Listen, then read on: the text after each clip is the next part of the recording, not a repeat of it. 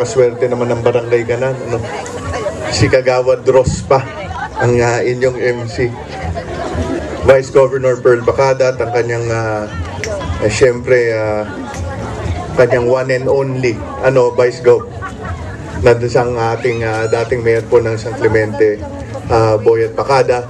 Syempre po si Vice Mayor Jean Linsao at ang mga miyembro po ng Sangguniang Bayan po na nandito.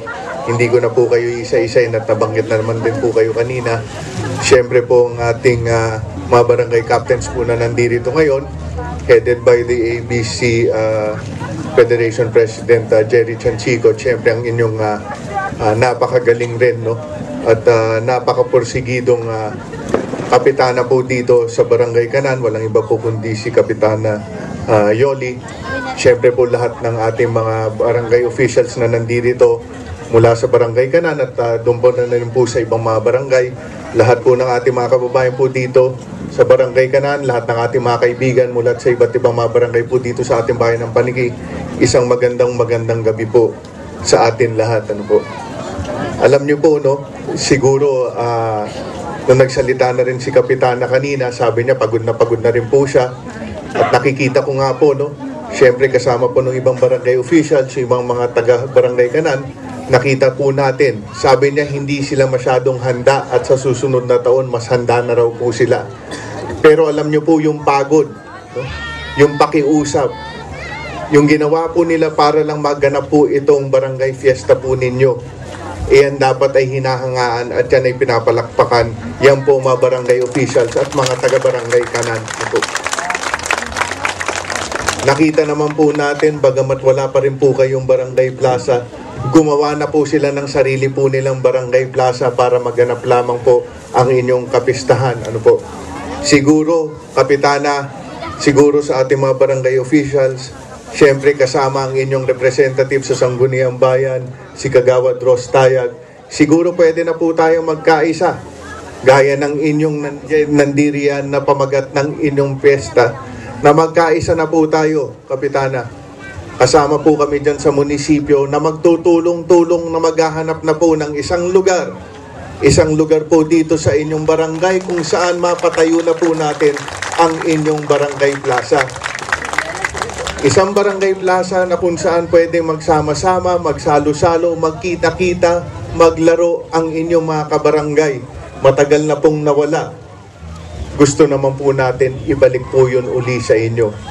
At gaya nung po ng ginawa po ninyo ngayon dito, ngayong gabi, yung pagkakaisa po ninyo, na isa kapatwaran po ninyo, itong barangay na kapistahan po ninyo, na matagal na rin po ninyong hinahangad at inaasam.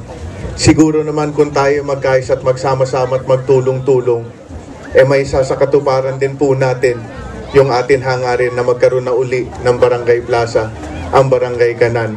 Kayo lamang po sa buong 35 barangays po ang wala pa po na naman Barangay Plaza. Balik naman po natin nang sa ganun meron naman po tayong pinagsasaluhan, pinagkakaisahan at pinaglalaruan na rin po ng ating mga kababayan, ng inyong mga kabarangay. Makakaasa po kayo, magkakaisa po at magsasama-sama po kami ni Kapitana, Kagawad Ross. Hahanapin po natin yung lugar po na yan at sa lalong madaling panahon, maitayo na po natin yan. So again, I think there has to be congratulations. Congratulations are in order for all of you dito sa Barangay Kanan dahil naging matagumpay ang inyong Barangay Fiesta. Nandito po tayo sa gitna po ng isang subdivision na kung saan may maliit pong lugar na sinimento.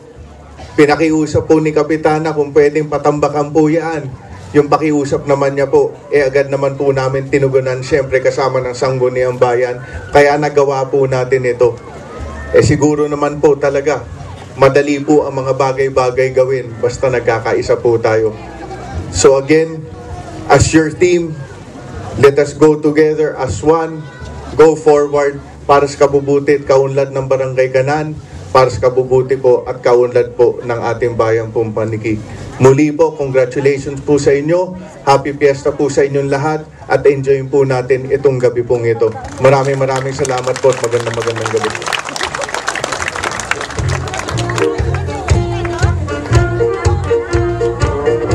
Thank you very much, Honorable Mayor Doris